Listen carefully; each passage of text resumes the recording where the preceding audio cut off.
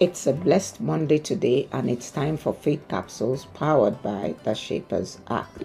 I am Wonuola Adetayo, the Shaper. Our scripture for today is Proverbs chapter 30 and verse 15. The hostage had two daughters, crying, "Give, give." There are three things that are never satisfied. Yea, four things say not, it is enough. Today's scripture features the blood-sucking parasite that is called the horse leech. It is used as a metaphor to reflect the destructive nature of greed and untamed desires. Like the leech, they never stop sucking, yet they never give back. In today's world, we see many people spending their lives accumulating wealth, seeking recognition, or striving for the next great achievement, believing it will bring lasting fulfillment. But history and scripture tell us otherwise. King Solomon, one of the wealthiest and wisest men who ever lived, testified that all his pursuits of wealth, pleasure, and accomplishments were ultimately vanity and chasing after the wind. Ecclesiastes chapter 2 and verse 11. We can see this truth reflecting in everyday life today, with celebrities and billionaires who seem to have everything often falling into depression, addiction, or even suicide. This proves that external accomplishments, no matter how grand, cannot fill the void in the human soul. In Proverbs chapter 30 verses 15 and 16, King Solomon goes on to list some things that are never satisfied. We take a look at three of them.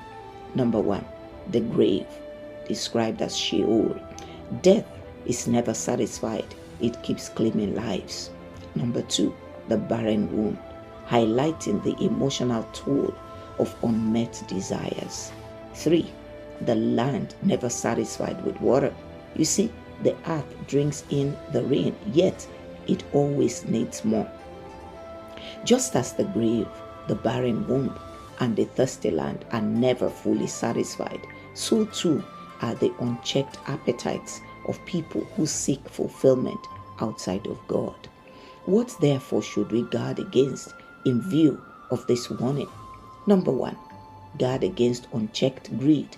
When greed is unchecked, it leads to exploitation and unhappiness. It was greed that led Gehazi to inherit leprosy as a curse upon his lineage. 2 Kings chapter 5 verses 15 to 27. Also, we must guard against unhealthy desires. When allowed to fester, unhealthy desires for fame or other vices that lead to lies and deception, they can bring about untimely death, as it happened to Ananias and Sapphira in Acts chapter 5 verses 1 to 10. Number three, guard against self-centeredness. Self-centeredness and selfish ambition can lead to destruction, as it happened to Absalom in 2 Samuel chapter 18 verses 9 to 15. Now let's look at three practical habits to cultivate as an antidote to these unhealthy behaviors. Number one, cultivate gratitude. Regularly thank God for what you have rather than focusing on what is missing in your life. 1 Thessalonians chapter 5 verse 18. Second, practice generosity. Be ready and willing to give others. According to Acts chapter 20 verse 35b, it is more blessed to give than to receive. Number three, prioritize God's kingdom. You see, when we focus on serving God rather than accumulating things, we experience true joy and fulfillment. Matthew chapter 6 verse 33. My friend, without God as the center, the pursuit of wealth, pleasure, or status only leads to exhaustion, frustration, and spiritual emptiness. But those who seek God find peace that surpasses all understanding. Philippians chapter 4 verses 6 to 7. My friend, only in God can you find true rest.